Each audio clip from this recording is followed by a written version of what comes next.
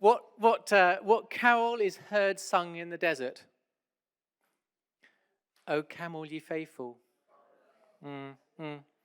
And my talk today is about, you'll never guess what. But Dave gave me the title and said to think about, do we look in the right place? So the talk today is going to be looking at the Magi and where they were searching, how and how they travelled to find Jesus. Forgive me if I read a bit from my notes. I only wrote this yesterday, so I haven't quite rehearsed it. But, I mean, we're in the bonkers situation, aren't we, at the moment, where there's so much Christmassy stuff around, and we've got lots of flying elves and Santas, and in school there's Elf on the Shelf, and all this sort of magical, wonderful stuff of Christmas. And sometimes in all the craziness of that, we can actually lose sight of actually what Christmas is about, and what the actual Christmas story is, and which characters are actually in the Christmas story. So, my topic, which is the Magi, is actually traditionally done on the 6th of January on a day called Epiphany. And for some churches and some countries around the world, that's celebrated almost more than Christmas. So, for example, in Spain, the children don't get, or adults don't give many presents on Christmas Day. It's actually on Epiphany when they actually give their presents to each other in memory of the wise men coming to visit baby Jesus. But the weirdest one when I was researching this of traditions around Europe is actually an Italian one, where there is a witch on a broom that flies around your house on Epiphany, on the evening of Epiphany, giving presents to children, either nice presents if they've been good, or a lump of coal if they've been bad. So I'm quite glad that we don't have that tradition in the UK. But I'm sure you must know, okay, there are how many kings in the Nativity story? 12? I have heard 12. I've heard 2. I've heard 3. Yeah, we're not entirely sure. I mean, in schools, we're full on with nativities, aren't we? So, sorry, Joseph, I didn't clear you with that. Is that okay? But he did get to play Joseph as Joseph, which was quite nice when he was at school. I planned that well in advance, as you can tell. And that's Nathan with it's not chocolate, it is painted on as a beard. And Ella in their nativities. And you get the privilege in school of seeing, we just had an infant nativity at our school as well, and the parents come in and it's so excited, and you have all the sheep and the shepherds and the kings, and all the bits are in place. But in school this week, I was like, okay, guys, let's see what actually was in the original Christmas story. You know, is Santa there or not? I didn't mention the witch from Italy. But so we got our Bibles out, a class set of Bibles, and we flicked through, and I had to show them where to find the New Testament, where the Gospels were. And then I said, okay, you're Bible detectives now. Can you find me the bit where Jesus is actually born in the Bible? And they're all flicking through, trying to find it. And then, it's great. You see their excitement. Yeah, I found it. Here he is. He found Jesus born. Okay. Were there any shepherds? It's like, yeah, there were shepherds. Were there any angels? How many angels? Those sort of questions. Some of the ones we've been doing with our little nativity squares we cut out and gave the children to ask them, how many stars were there in the heavenly hosts, that sort of idea. But the Magi, most of the people in the Bible story, you can kind of expect them to be there. They're in Jerusalem, they're in Bethlehem, they're part of the Jewish culture, they're living in that land. The Magi are kind of this slightly strange outlier, because they're not even from Israel. They're from somewhere else, somewhere to the east. Why does Matthew include them in his gospel story? What's their significance? Why have they come? Where did they come from? What drew them there? So this morning we're going to actually read Matthew's account in the gospel to see what he said actually happened.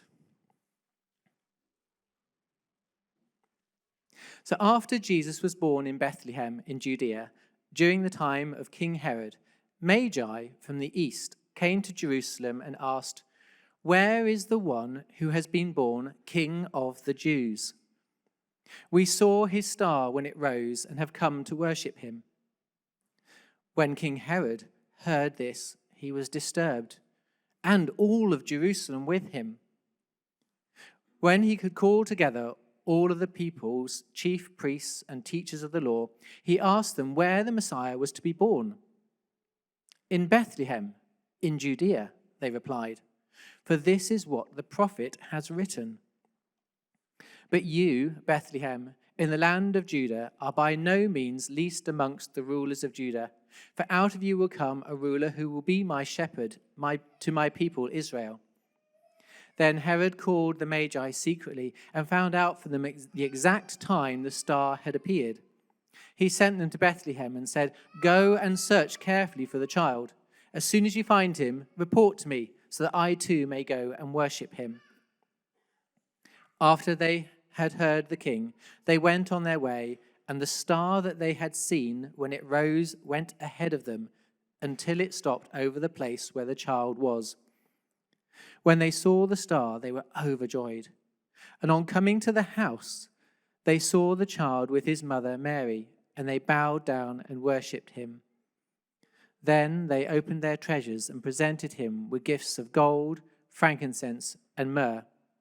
And having been warned in a dream to not go back to Herod, they returned to their country by another route.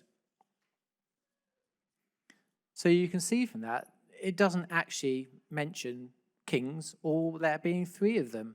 We kind of have that assumption that maybe there were three, just simply because of the three gifts that they brought.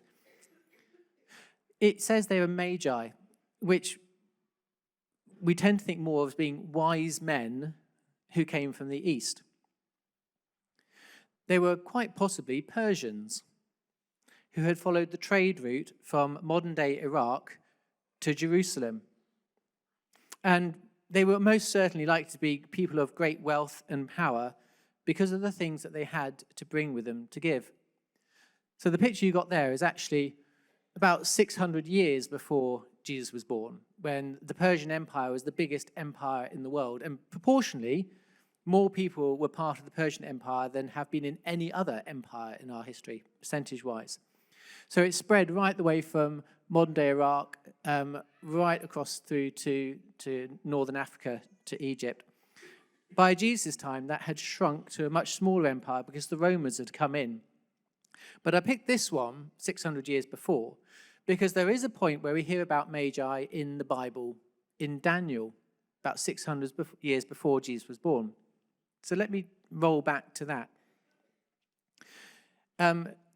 Magi, it was in the Greek translation, it basically means there was a type of priesthood in Babylon. And there was a king there called King Nebuchadnezzar. And Daniel had been in exile. So the Jewish nation had been taken from their homeland, and they'd been taken across into exile, and very few were left in Israel.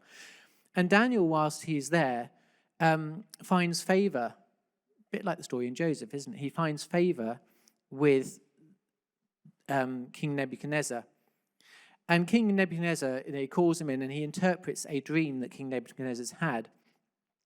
And as a result of that interpretation, he's made the high priest in charge of the Magi, who are the priestly group. They were the scholars, they were the astronomers, the astrologers of that time. And so he brings with that all of his knowledge of the scriptures, all of his traditions, as he is put into that position of power. And we know that Nebuchadnezzar is recorded as having experienced something of who God is, because he says, "Now I, Nebuchadnezzar, praise and exalt and glorify the King of heaven, because everything he does is right and all his ways are just. And those who walk in pride he is able to humble." That's in Daniel 4. And during that time, Daniel has several other prophecies that he brings, including one where he says that he foretells the Messiah coming to the Jewish people. He even says that there will be an anointed one who will be put to death. So it's quite possible that over those centuries that the teachings of Israel that were brought into Iraq were remembered, quite possibly by that priesthood. So maybe it isn't so strange that these random people from the east just rock up, because they might well have known those scriptures and that been passed down from the generations. In Numbers 24, verse 7, it says, I see him, but not now. I behold him, but not near. A star will come out of Jacob. A scepter will rise out of Israel. The star.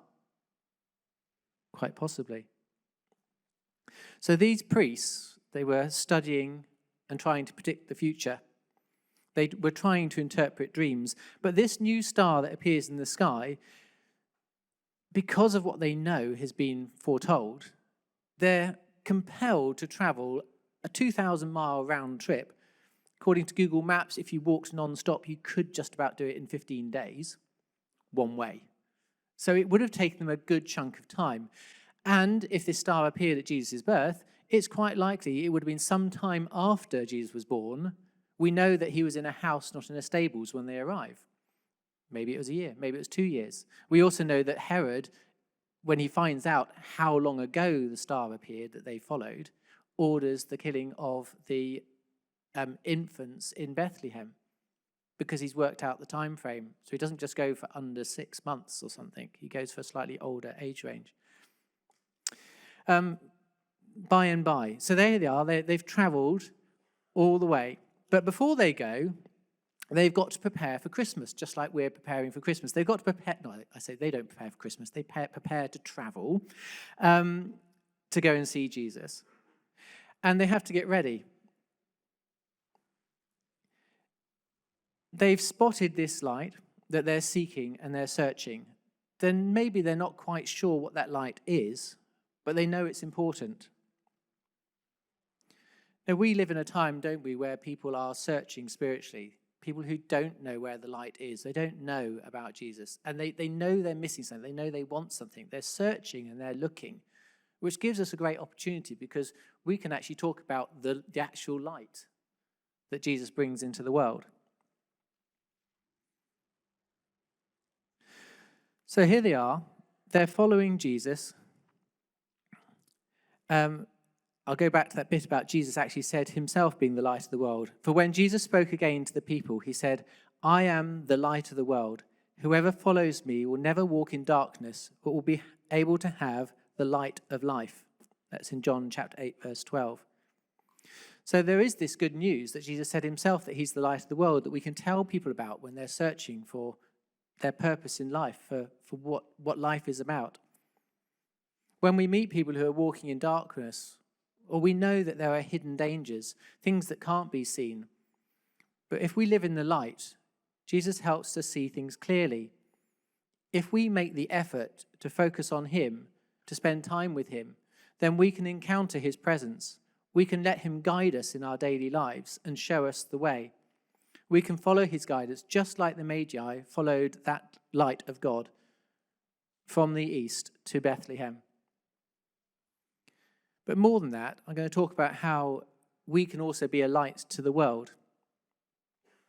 When we first came to the community church, quite some time ago now, Joseph was only very little, there was one of these banners was up in the church, and it had this passage on it, which said that you are the light of the world. A town built on a hill cannot be hidden. Neither do people light a lamp and put it under a bowl. Instead, they put it on its stand, and it gives light to everyone in the house.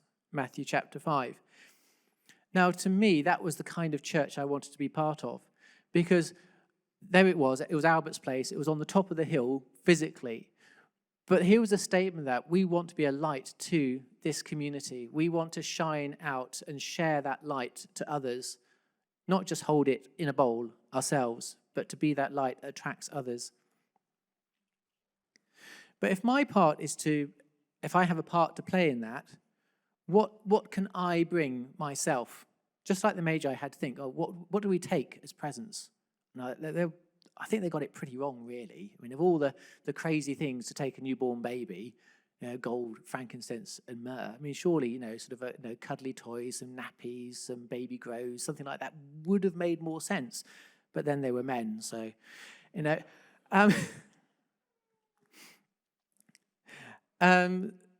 So I was thinking about each of those different things you might have bought. And I don't own much gold. I do have, this is the only thing of gold I own, which is my wedding ring.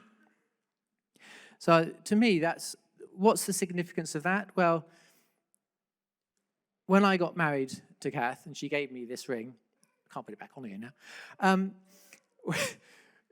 we made that promise not only to each other to dedicate and serve and to speak into each other's lives, but we put God center of our lives. We put him as the focus. It was our commitment not just to each other, but our commitment to him.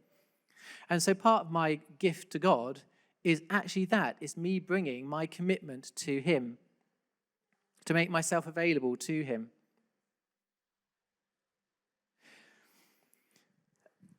In the Bible, gold was brought probably because it was an appropriate gift to signify a king, an earthly king, being born.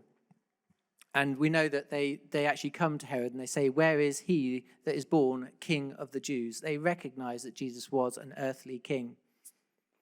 We know that Matthew had already explained how he was born into the lineage of King David, into Jacob's line. Then we got frankincense.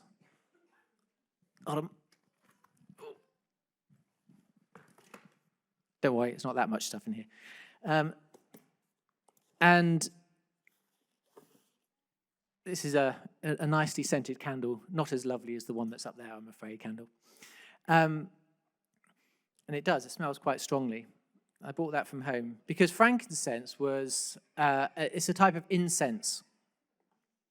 It was expensive.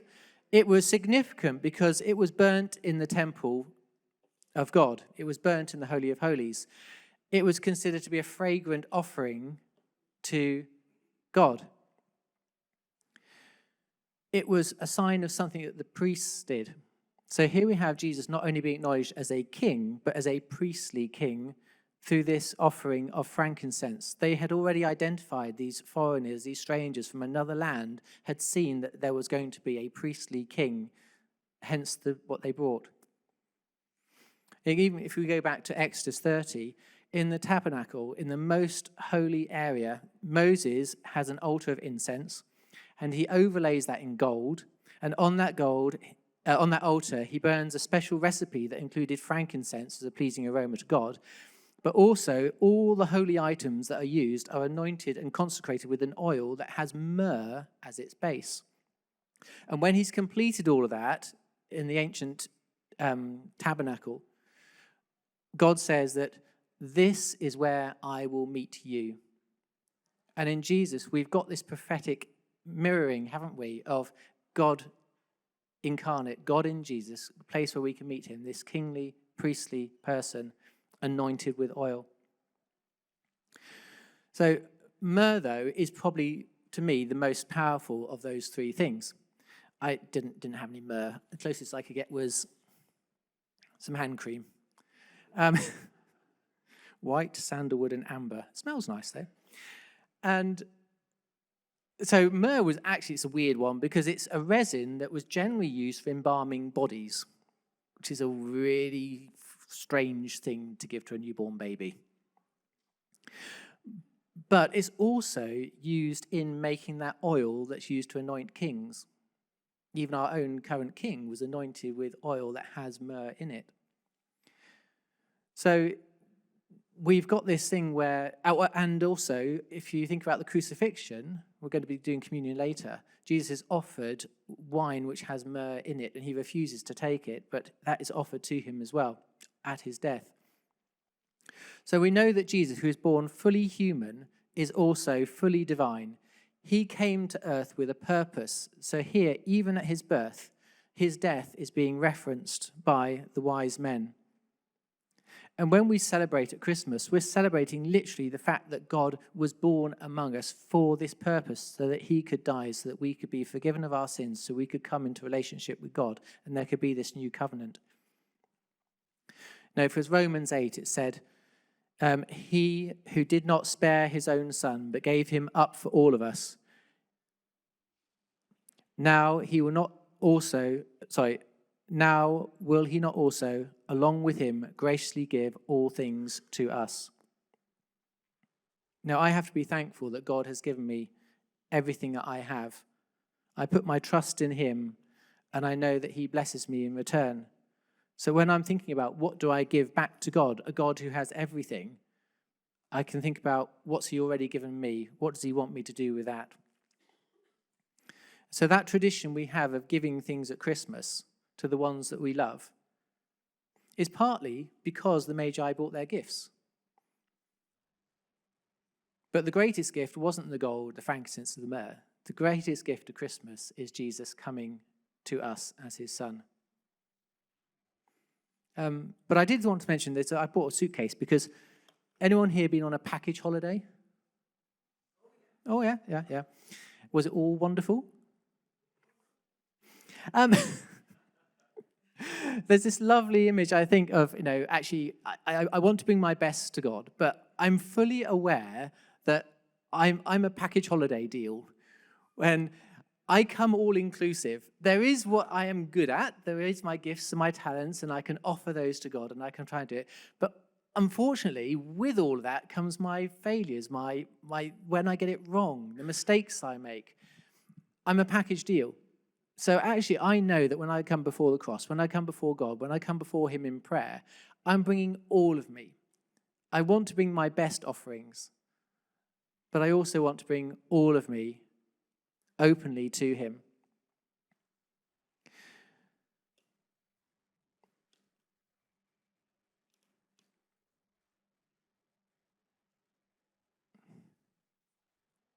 Yeah, I had one more thing in there. I skipped past it, but I'll just mention it. Have you ever unwrapped on Christmas Day a present that you were trying to look like you were really enjoying, but really you thought, what on earth is this? Why I've been given it? Thank you so much for that lovely thing. But I've got one of those. My father gave me a toolbox. Fran, you'll appreciate this, I'm sure. Yeah. I think I was 19. It was empty. It had no tools in it whatsoever. That was my main Christmas present when I was 19, was my toolbox.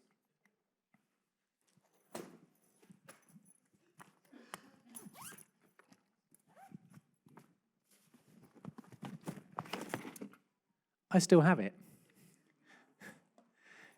And although at the time when I was 19, I really didn't appreciate an aluminium toolbox that was empty, over the years, it's gradually gained tools. So sometimes if you feel like maybe you're a bit of an empty vessel, like, what do I bring before God? I've got nothing. I don't have gold, frankincense, or myrrh. Actually, as you get to know God, as you begin to commit your life to him, to serving him, he gives you the tools to put into that box. He gives you those gifts. He gives you those abilities. He blesses you in an amazing way. And sure enough, you can end up with a toolbox full of tools. But if it stays in the cupboard and you never use those tools, it's pretty useless still. So my encouragement today is, yes, get the tools from God, accept his blessings, but put those to use. Where are you going to use those gifts and the talents in the church? Where are you going to give to support what happens in church? Give of God your best, not what's left over at the end. This Christmas, put God center first in your life and your thoughts, and allow him to bless you through that.